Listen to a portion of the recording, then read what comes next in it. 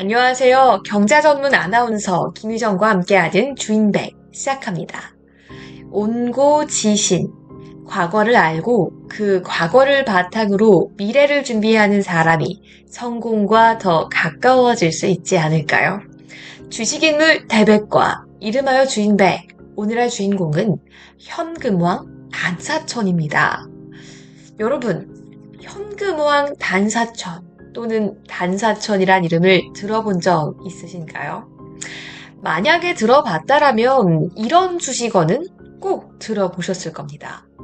재벌 총수도 일어나서 전화를 받게 했던 사람이다. 재벌 총수도 자진해서 일어나서 전화를 받게 되었던 사람이다. 라고 이야기를 하는데요. 그런 말 있죠. 나르는 새도 떨어지게 하는 사람이 있다. 라고 하면요. 그 나르는 새도 떨어지게 하는 사람을 일어나서 이 예의 갖추게 하는 사람이었다라고 하면 이해가 쉬울까요? 일단 사채업자 이야기를 먼저 해보도록 하겠습니다. 사실 요즘 사채업자라는 이름을 먼저 얘기한다면 인상이 썩 좋지는 않습니다. 이 고리의 이자로 돈을 빌려주고 되받는 형식으로 부를 축적하는 사람이죠. 이 때문에 이 사채를 죽을 사자를 써서 비유를 하기도 하죠. 정말 죽을 만큼 힘든 채무다라고 여기면서 이 사채업자들에 대해 요즘은 거들떠보려 하지도 않는 사람들이 많을 텐데요. 하지만 이 사채란 급하게 돈이 필요한데 금융기관에서 돈을 빌릴 수가 없는 사람들에게는 분명 유용한 측면도 있을 겁니다. 이 과거에 지금과 같이 금융 시스템이 발달하지 못했던 시기는 분명히 있었습니다. 지금처럼 은행과 대출, 다양한 신용 프로그램들이 생긴 시기가 오히려 그 전보다 훨씬 짧기 때문이죠. 이 사채 시장이 오늘날의 은행과 같은 역할을 했던 시대가 있었는데요.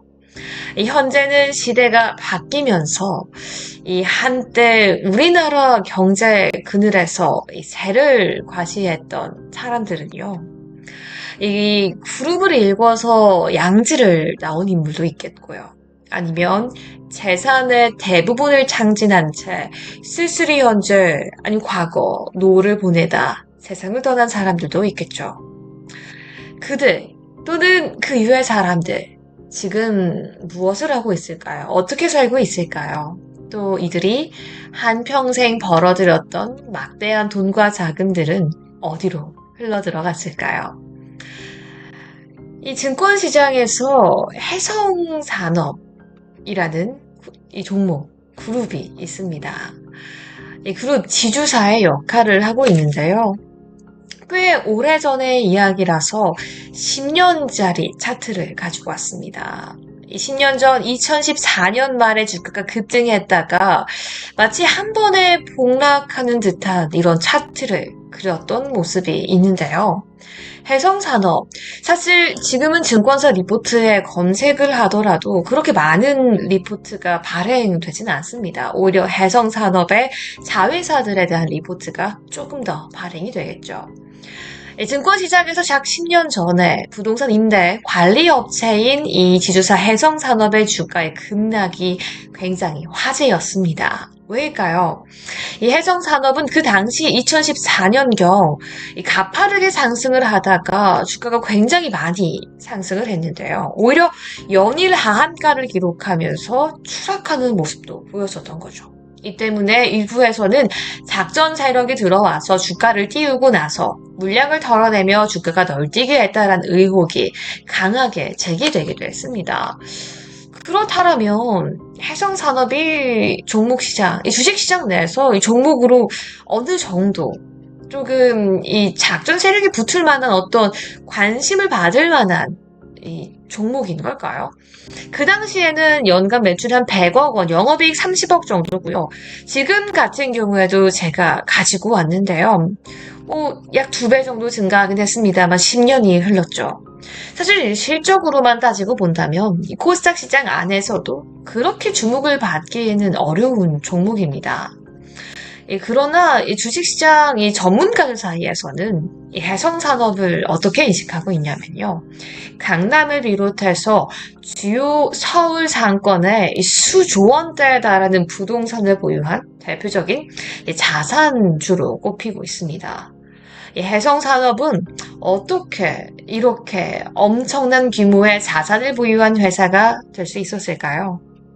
사실 오는 날 이 해성산업과 때어 오너인 이 단재환 회장이 가진 부동산들 대부분은요 선친이었던 이 단사천 회장이 일궜던 이 모든 재산입니다. 이 단사천 회장은 명동 사채 업계를 주름잡았던 인물로 1960년대부터 1980년대까지 재계에서 네로라는 총수들에게도 돈을 빌려줬다라고 전해지고 있습니다. 하루에 수천억 원의 현금을 움직여서 사채업자들 사이에서는 현금왕이다 라고 불렸다라는 거죠. 이렇게 지금의 해성그룹이 이루어졌고요. 중견기업으로서 아들에게까지 물려졌다 라고까지 알려져 있고요. 그렇다면 다시 한번 저희는 이 단사촌 회장에 대해서 알아보기 위해서 해성그룹과 함께 시간 여행을 떠나보도록 하겠습니다. 아무래도 많이 시간을 뛰어 과거로 돌아가야 할 것 같은데요. 단사촌 회장은 지금으로 치면 정말 어마어마한 대기업의 회장들, 과거에 그들 총수들과도 연관이 되어 있습니다. 무려 정주영, 이병철 회장도 손을 벌렸던 이 현금왕이었는데요. 세계 원로들 사이에서는 단사천 회장과 고 정주행 회장의 관계를 알려주는 에피소드가 전해지고 있습니다. 현대그룹 창업주로 재계에서는 나는 새도 떨어뜨릴 것 같은 위세를 떨쳤던 정주영 회장도 단사천 회장에게서 연락을 받을 때면 자신도 모르게 벌떡 일어나서 전화를 받았다라는 거죠. 당시 이미 많은 분들이 기억하고 배워서 알고 있을 겁니다. 건설과 중공업, 자동차 등 대규모 사업을 펼쳤던 정 회장은 사업 추진 과정에서 자주 돈이 마를 때가 있을 수밖에 없었겠죠. 매달 직원에게 월급을 지급을 해야 되겠고 그 투자를 해야 되겠고 자금을 막아야 하는 날이 있었을 텐데 이처럼 큰 돈이 필요할 때가 된다라면 은행에서도 그 돈을 다 빌리지 못해서 발을 동동 굴렀다라고 합니다. 이때마다 정 회장에게 이 현금을 빌려주며 자주 급한 불을 꺼줬던 인물이 바로 단사천 회장이었다라는 거죠. 이게 끝이 아닙니다. 마찬가지로 삼성그룹을 읽었던 고 이병철 회장이나 다른 여러 재계 총수들도 사업을 확장하다가 가끔 돈줄이 막힐 때면 단 회장의 도움을 받았다라고 전해지는데요. 이 때문에 과거 단 회장을 둘러싸고 재계와 명동 사채 시장에서는 마음만 먹으면 재벌 몇 명 정도는 금방 날려버릴 수 있다. 또는 단사천, 그가 부르면 기업 총수들도 두말하지 않고 달려온다라는 식의 무서운 소문들이 떠돌기도 했습니다. 이 은행 등 자금 조달 능력에 아직은 금융시장의 능력과 발달이 이 기업의 성장 속도를 따라가지 못하던 그 당시 경제개발 시기에 이 단 회장은 현금에 목말라 있는 기업들에게 마치 은행 같은 역할을 해줬다라는 거죠. 사채업계를 주름잡았던 단 회장이 큰 돈을 빌려주면서 기업이나 공장, 토지 등을 담보로 잡아 일부에서는 그를 재계의 전당포라고 불렀다고도 합니다. 무려 1970년대 종합소득세 납부액은 이 재벌들을 제치기도 했다라고 하죠. 사실 단사준 회장은요. 1950년대부터 명동 사채 시장을 주름잡는 큰 손으로 꼽혔습니다. 자신 스스로 보유했던 사채 자금도 풍부했지만 명동 사채업계에서 수많은 중소규모 사채업자들을 거느리 쩐주로 군림하면서 재벌들이 손을 벌릴 정도로의 큰 규모의 현금을 손쉽게 조달할 수 있었던 거죠. 만약에 누군가 어떤 재벌 총수가 돈을 요청했을 때 스스로 다 조달하지 못할 경우 그 어마어마한 규모의 자금이 필요했다라고 한다면 그 휘하에 아래 사채업자들까지 동원을 해서 자금을 빌려줬기 때문에 지하 경제의 재벌이다라고 불리기도 했습니다. 이 오늘날 대부업체에서 대출금이 입금됐을 때 울리는 전화를 이른바 해피콜이라고 불리는데, 당시 급전이 필요했던 재벌 총수들에게 단 회장에게서 걸려온 전화가 바로 해피콜이었던 셈이라고 할 수 있죠. 지난 1960년대 중반 단 회장이 단 한 번에 빌려줄 수 있는 자금의 규모는 약 60억 원대 정도였다고 합니다. 지금이 아니라 1960년대요. 그 무렵 이미 재벌이었던 삼성그룹의 당시 연간 영업이익 규모가 약 190억 원이라고 한다면, 하루에 삼성그룹 연간이익의 3분의 1이 넘는 자금을 빌려줄 수 있을 만큼 자금력을 충분히 가지고 있었다라는 거죠. 단 회장은 1960년대 후반부터 납세 실적으로 본다면 상위 명단에 자주 이름이 오를 정도로 막대한 재력을 과시했고요. 1974년에는 종합소득세 납부 순위 7위까지도 올라가기도 했습니다. 경제 규모가 본격적으로 팽창하던 1980년대에 들어서는 단 회장의 현금 동원 능력 역시 더욱 커져서 하루에 움직이는 자금의 규모가 약 3천억 원에 달했다라고 전해지고 있습니다. 단 회장은 그렇다면 어떻게 이 많은 자금을 불리게 됐을까요? 분명히 이북 출신이라고 전해졌는데 말이죠.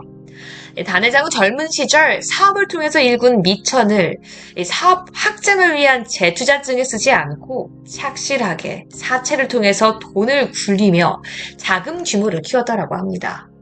오히려 사업 확장을 위해 새로운 투자가 더 위험하다라고 봤던 거고, 돈을 굴려서 새로운 돈을 굴리고 자금을 키웠다라는 거죠. 이를 바탕으로 일찍부터 끊임없이 전국 요지의 부동산을 사들이면서 재산을 불린 건데요. 황해도 서흥 출신인 단 회장은 무일푼으로 서울에 내려왔다라고 합니다. 이후에 모은 돈으로 일만상회라는 재봉틀 조립 회사를 얻어서 제법 많은 돈을 모았다라고 하는데요. 이를 바탕으로 한국 전쟁이 끝난 직후에는 본격적으로 명동을 무대로 사채업에 뛰어들어서 돈을 굴리기 시작했습니다. 1950년대까지 비교적 작은 규모로만 진행되던 그의 사채업은 1960년대 들어서 정부 주도로 본격적인 경제 개발이 시작되면서 규모는 빠르게 확장한 거죠. 이 해성산업 내에서 단 회장은 이 해성산업과 한국제지 등의 사업에도 몰두했지만 그가 재산을 일구었던 주 영역은 이 사채업이었다는 겁니다. 이북 출신으로 남의 돈을 빌려서 사업을 하는 것을 극도로 싫어했던 그는 차입 경영을 하지 않는 대신 자신이 모은 돈을 높은 이자에 빌려주고 받는 식으로 재산 규모를 키워갔던 거죠. 그는 간혹 경영하는 회사의 실적이 나빠지거나 자금 회수에 문제가 생겨도 절대로 은행에 가서 차입을 하지 않았다라고 합니다. 대신 단 회장의 주요 투자 영역은 오히려 이 부동산이었는데요. 그는 자신의 주된 활동 무대였던 명동 근처 도심을 비롯해서 주요 상업 지역의 땅을 사들였고요. 1960년대 후반부터 이 정부가 한강 이남의 개발이 본격화되기 시작할 무렵 이 강남 땅까지 투자를 했습니다. 이 서울의 알짜배기 땅들은 모두 이 매수한 거죠. 서울 강남의 강남역과 삼성역을 잇는 테헤란로의 해성빌딩 2개 동을 비롯해서 이 서초동 송남 빌딩, 이게 끝이 아닙니다. 중국 북창동의 해남 빌딩, 성수동의 무영 테크노센터, 그리고 부산 송남 빌딩 등 현재 해성그룹의 주요 자산들은 대부분 단사천 회장이 일궜다라고 해도 과언이 아닌 거죠.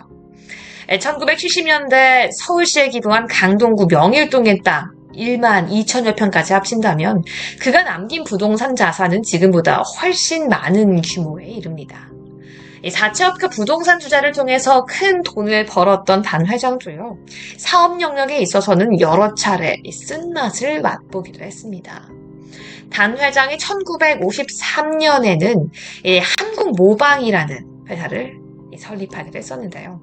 당시 섬유 수출 붐을 타고 순항하는가 싶었지만 재투자에도 실패하면서 제일모직, 경남모직 등 경쟁 업체들에게 자리를 내주고 1970년대에 사라졌던 회사였습니다. 여기에 더해서 사금융 양성화를 목적으로 도입된 단지회사, 종합금융사 설립에도 그리 재미를 보진 못했던 거죠. 단 회장은 1982년 단자회사 설립이 자유화되자 같은 북한 출신 기업인인 김종우 세창물산 회장, 남상욱 타워호텔 회장 등과 손을 잡고 신한투자금융 설립에 참여했었습니다. 그러나 공동 설립자 간의 경영 분쟁과 정부의 경영 개입 등으로 이렇다 할 실적을 내지 못한 채 결국 지분을 털고 사업을 접었습니다. 이후 단 회장은 점차 사금융에서 발길을 빼면서 지난 2001년 세상을 떠나기 전까지 해성산업과 한국재질, 계양전기, 한국패키지 등의 회사를 경영하면서 한평생 모은 재산을 이제는 지키는 데 집중을 했다는 거죠. 현금왕의 유산은 현재 수조 원의 자산을 가진 해성그룹으로 남아있습니다. 아들인 단재원 회장이 아버지가 남긴 자산을 착실하게 지키는 데 주력한 덕분에 해성그룹은 어느덧 여러 계열사를 겨누린 중견기업이 될 수 있었던 거죠. 하지만 우리가 증권사 리포트를 찾아봐도 알 수 있듯이 이 금융시장 관계자들은 이 단사촌 회장의 유산, 해성산업이 이제는 새로운 먹거리가 없는 회사, 성장성이 없는 회사라고 보면서 성장에 대한 숙제를 안고 있다라고 지적하고 있습니다. 리포트 제목들을 함께 본다라면 이 본격적으로 실적 회복 구간으로 들어갈 수 있냐 없냐에 대한 의문, 더 이상 쥐어짤 악재도 없다라는 내용. 이러한 내용들 계속해서 새로운 도약을 요청한다라고 볼 수 있습니다. 성장 동력 없이 결국에는 많은 자산만 움켜쥔 채 도태될 수도 있다라는 우울한 전망까지 계속해서 나올 거죠. 계속해서 혁신과 성장, 단사촌 회장이 남긴 자산인 이 해성산업 어떻게 보여줄 수 있을지 주식시장에서도 굉장히 의문을 가지고 있는 거죠. 오늘 이렇게 현금왕 단사촌에 대해서 함께 이야기를 해봤고요. 현금왕 단사촌이 남긴 유산, 이 해성산업 그룹에 대해서도 함께 이야기해봤는데요. 증권사 관계자들은 해성그룹이 높은 성장률을 기록할 만한 사업을 위해서는 새로운 M&A 그리고 많은 투자가 필요하다라고 이야기하고 있습니다. 차익 경영을 멀리하고 자산을 유지하는 데 주력하자라는 창업주의 경영 철학이 확고한 가운데 과연 지금 시대에 맞는 새로운 성장성을 보여줄 수 있는 대규모 투자가 실제로 이루어질 수 있을지는 미지수다라고 볼 수 있는 거죠. 오늘은 단사촌, 현금왕 단사촌에 대해서 함께 읽어봤는데요. 그의 투자관, 또 사채, 돈을 빌려주면서 재산을 읽으면서 현재는 중견 기업까지 읽어냈던 한 인물의 인생에 대해서 함께 배워볼 수 있었습니다. 투자의 정답은 없는 것 같습니다. 어떠한 방식이 우리에게 가장 큰 수익, 큰 돈을 가져다 주는지는 알 수 없죠. 하지만 오늘도 현금왕 단사촌을 통해서 그의 투자의 방식, 그가 불을 읽은 방식을 함께 알아볼 수 있었습니다. 이 주식 인물 대백과 주인백은 다음 시간에도 새로운 인물, 새로운 인사이트로 여러분 찾아뵙겠습니다. 영상이 좋았다라면 좋아요와 구독도 함께 눌러주세요. 시청해주신 여러분 모두 고맙습니다.